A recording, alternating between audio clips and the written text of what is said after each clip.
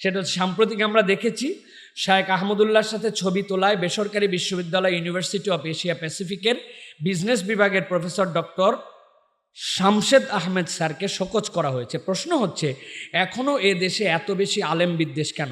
প্রিয় ভাইয়েরা, এখনও এ দেশে এত বেশি আলেম বিদ্বেষ কেন দ্বারা যদি আপনি বুঝান যে বিগত 17 মাসে দেশে এমন একটা পরিবর্তন হয়েছে, মনে সব আল্লাহর অলি আউলিয়ায় রূপান্তর হয়েছে, তা আপনি ভুলের মধ্যে আছেন। এটা আজকের ইসলামোফোবিয়া নয়, এটা 3 দশক 4 দশক ধরে কালচার করে আনা হচ্ছে।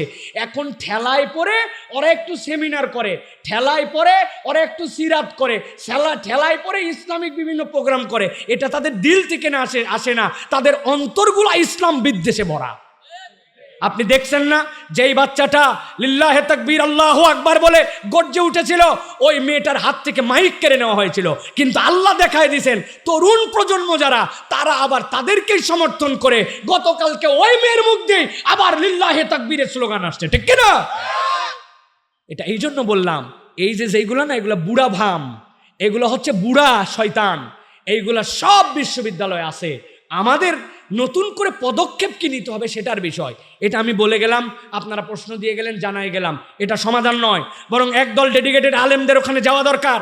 যাওয়ার পরে তাদেরকে বলা দরকার, আপনি কোন দায়িত্ব থেকে কেন তাকে শোকজ করেছেন।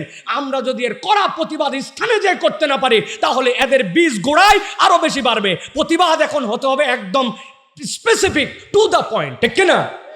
সুতরাং আমরা জোর দাবি জানাচ্ছি, যেহেতু এটা জানাজানি হয়েছে এবং তিনি এই ব্যক্তি এই কথা বলেছেন, সংবাদ সম্মেলন করে তিনি জানাবেন, বিশ্ববিদ্যালয় এটার উত্তর দিব।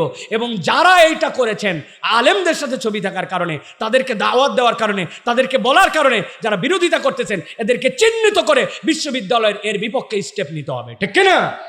আল্লাহ রাব্বুল আলামিন যেন এদেরকে বোঝার তৌফিক দান করেন। আল্লাহ রাব্বুল আলামিন যেন এদেরকে এদের জীবনের যে ইসলাম সবচেয়ে বড় সম্পদ, এটা বোঝার মতো তাদের বোধকে আল্লাহ জাগ্রত করেন।